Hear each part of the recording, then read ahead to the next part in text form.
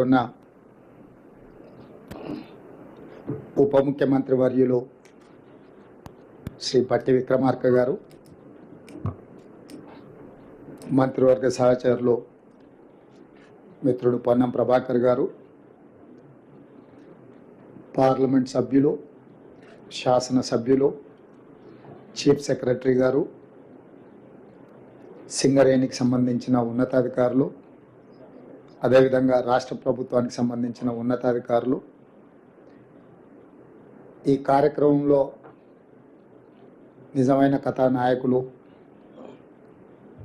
UPSC నిర్వహించిన civil services పరీక్షలలో prelims pass అయ్యి మెయిన్స్కు ప్రిపేర్ అవుతున్న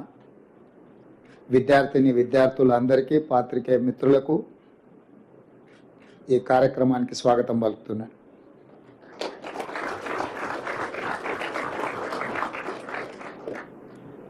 తెలంగాణ ఉద్యమం, తెలంగాణ రాష్ట్ర సాధన ప్రధానమైన అంశము నిరుద్యోగ సమస్య. నిరుద్యోగ విద్యార్థుల యొక్క ఉద్యమం ప్రత్యేక తెలంగాణ రాష్ట్ర సాధన.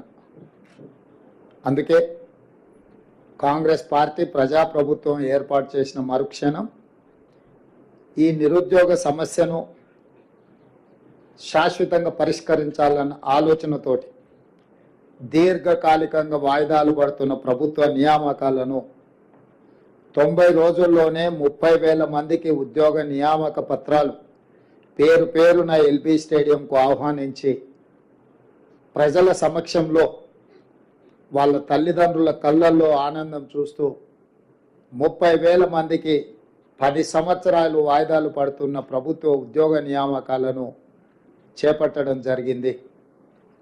అదే కాకుండా ఇంకొక 35,000 ఉద్యోగాలకు, అది గ్రూప్ 1 కావచ్చు, గ్రూప్ 2 కావచ్చు, గ్రూప్ 3 కావచ్చు, లేకపోతే డిఎస్సి నోటిఫికేషన్ కావచ్చు, ఇతర నియామకాలకు సంబంధించిన నోటిఫికేషన్లు ఇంకొక 35,000కు నోటిఫికేషన్లు ఇవ్వడం ద్వారా నిరుద్యోగ సమస్యను పరిష్కరించడానికి ప్రభుత్వం చిత్తశుద్ధితో ప్రయత్నం చేస్తున్నది అని లక్షలాది మంది నిరుద్యోగ యువకులకు విశ్వాసం కల్పించడానికి సంపూర్ణమైన ప్రయత్నం ఈ ప్రభుత్వం చేస్తున్నది.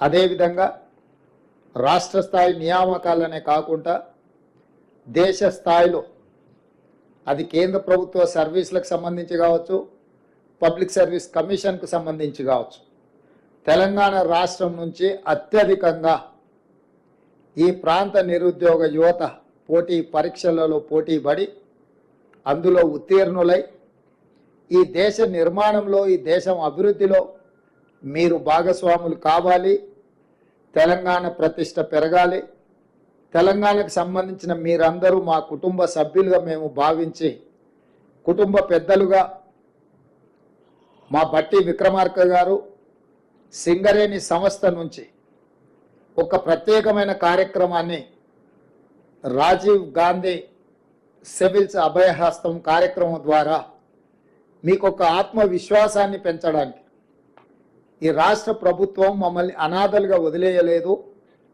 మా పట్ల కుటుంబ బాధ్యత పోషిస్తుంది అని మీకు నమ్మకం కలిగించడానికి ఈ కార్యక్రమాన్ని ఏర్పాటు చేయడం జరిగింది.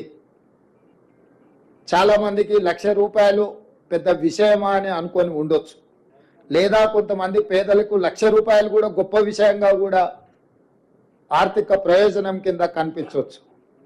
కానీ మా ప్రభుత్వం యొక్క ఉద్దేశము ఆర్థిక ప్రయోజనానికంటే కూడా, ఆర్థిక సహాయానికంటే కూడా మీరు మాకు కావలసిన వాళ్ళు, మేము మీ పట్ల ఎప్పుడు సహాయం అందించాలన్న ఆలోచనతోటి మీరు రాణిస్తే, మీరు ఇందులో ఎంపికై వివిధ రాష్ట్రాలకు, ఈ దేశానికి సేవలు అందిస్తే తెలంగాణ ప్రతిష్ట పెరుగుతుంది, మీరు మా కుటుంబ సభ్యులు అని మీకు విశ్వాసం కల్పించడానికి ఈ ప్రభుత్వం మీది, మీకోసమే ఆలోచన చేస్తుందని ఒక నమ్మకం కలిగించడానికి ఈ కార్యక్రమాన్ని ప్రధానంగా చేపట్టడం జరిగింది.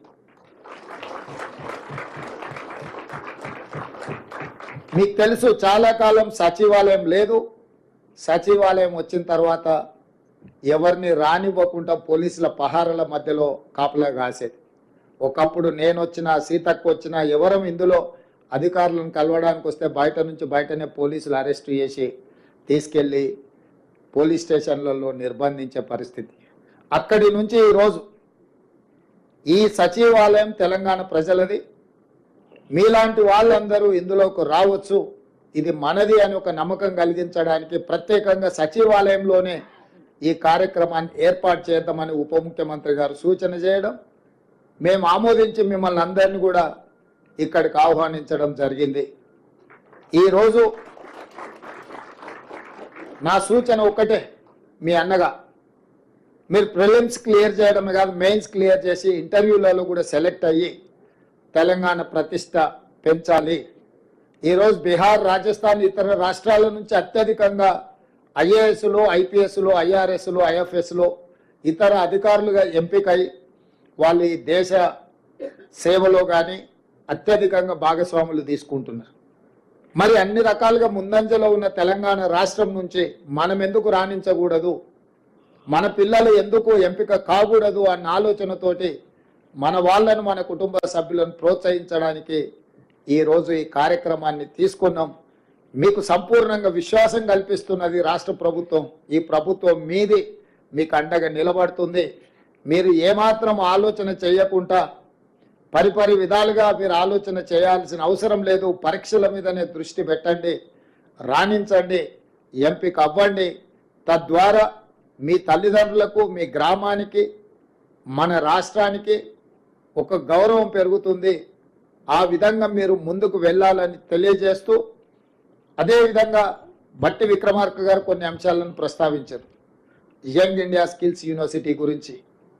ఈరోజు తెలంగాణలో విద్య సర్టిఫికెట్ కోర్సులకు మాత్రమే పరిమితం అవుతున్నది. నేను చాలామంది ఇంజనీరింగ్ గ్రాడ్యుయేట్స్తో నేను ఇంటరాక్ట్ అవుతున్నా, మాట్లాడుతున్నా.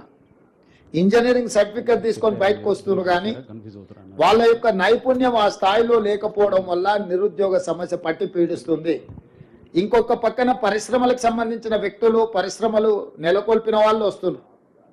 మాకు హ్యూమన్ రిసోర్స్ తగ్గిపోయింది, మా దగ్గర నియామకాలు చేపట్టాలంటే అసలు ఎవరు రావడం లేదు అని వాళ్ళు వస్తున్నారు. సో మేము మంత్రివర్గ సహచరులతోని ఆలోచన చేసినాం. ఒక పక్కన పరిశ్రమలకు సంబంధించిన యజమానులు నైపుణ్యం ఉన్న మాకు యువత దొరకడం లేదు అని చెప్తున్నారు. ఇంకొక పక్కన సర్టిఫికెట్లు, డిగ్రీ పట్టాలు పుచ్చుకొని యువత బయటకు వచ్చి మాకు ఉద్యోగ అవకాశాలు రావడం లేదు అని వాళ్ళు మాట్లాడుతున్నారు. వీళ్ళిద్దరి మధ్యలో ఒక అంతరం ఉంది, ఒక గ్యాప్ ఉంది. ఆ గ్యాప్ ఏంటంటే సర్టిఫికెట్ తీసుకొని బయటకు వచ్చే వాళ్లకు వృత్తి నైపుణ్యం లేకపోవడం వల్ల, చదువుకు తగ్గ అనుభవం, చదువుకు తగ్గ శిక్షణ లేకపోవడం వల్ల ఉద్యోగ ఉపాధి అవకాశాలు వాళ్ళు కోల్పోతున్నారు. అందుకే అన్ని రకాలుగా ఆలోచన చేసి ఈరోజు యంగ్ ఇండియా స్కిల్స్ యూనివర్సిటీని ఒక ఐఎస్బి, ఒక IIIT మోడల్లో ఎవరికైతే చైతన్యం ఉన్నదో, ఎవరైతే శిక్షణ పొందాలనుకుంటున్నారో, ఎలాంటి రాజకీయ ఒత్తిడులు లేకుండా వాళ్ళకున్న నైపుణ్యాన్ని దృష్టిలో పెట్టుకొని వాళ్ళకి అవకాశాలు కల్పించాలి అని ఈ యంగ్ ఇండియా స్కిల్స్ యూనివర్సిటీని మనం ప్రారంభించుకున్నాం.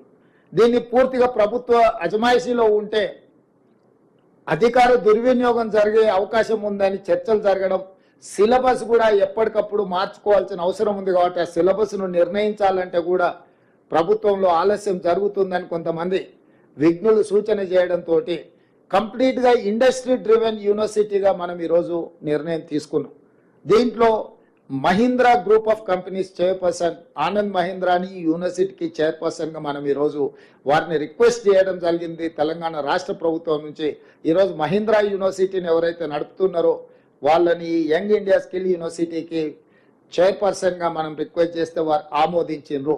ఈరోజు IIIT చైర్పర్సన్గా పనిచేసిన శ్రీనిరాజును కో చైర్పర్సన్గా పెట్టినాం.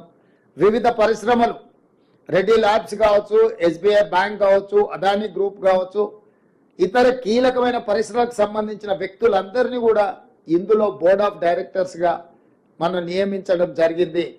ఇందులో ప్రధానంగా నిధుల సేకరణ నుంచి శిక్షణ ఇచ్చే వరకు కంప్లీట్గా ఈ బోర్డే పర్యవేక్షిస్తుంది. ప్రభుత్వం కేవలం ఫెసిలిటేటర్ మాత్రమే. అందుకే ముచ్చర్లలో నిర్మించబోయే 4th సిటీలో 60 ఎకరాల భూమిని దాన్ని నిర్మించడానికి అవసరమైన కోట్ల రూపాయల నిధులను రాష్ట్ర ప్రభుత్వం మంజూరు చేసింది.